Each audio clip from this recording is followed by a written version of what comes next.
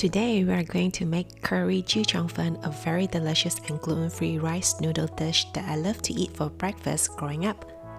First, let's prepare the batter by mixing rice flour and tapioca starch in a bowl. Then season it with a little bit of salt.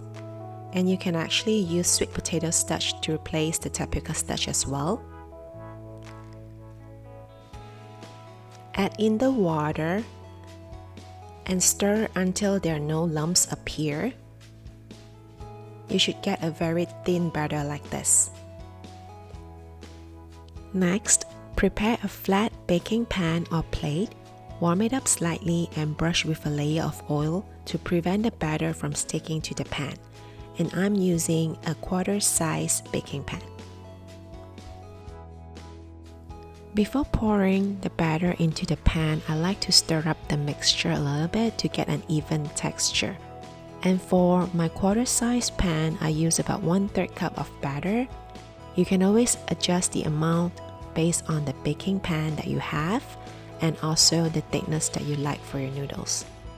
Once I added the batter, I'll tilt the pan a little bit so the batter actually covers the entire surface of the pan.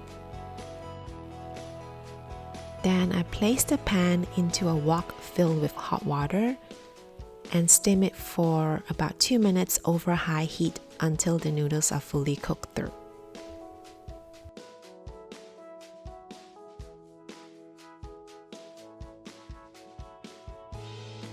Let the noodle cool down a little and then brush another layer of oil on the top.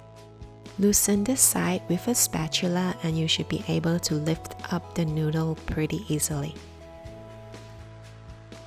If not, let the noodle cool down a little bit more or brush more oil on your next steam.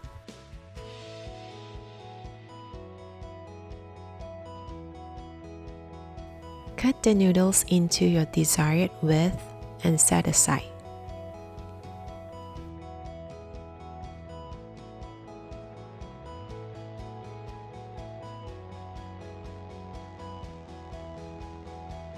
To make the curry, simply saute some homemade or store-bought sambal in a non-stick pan.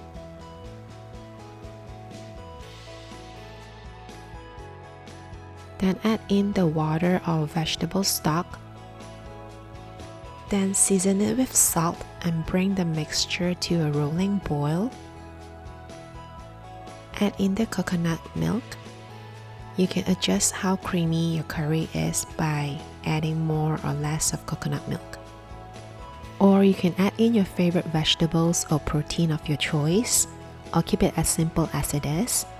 I normally cook it down a little bit before I serve it with my rice noodles. To serve, simply ladle curry over rice noodle and top with fried shallots and toasted sesame seeds. There you have it, curry Chee Cheong fan. Thanks for watching. If you like this video, please subscribe to my channel. Have a great day.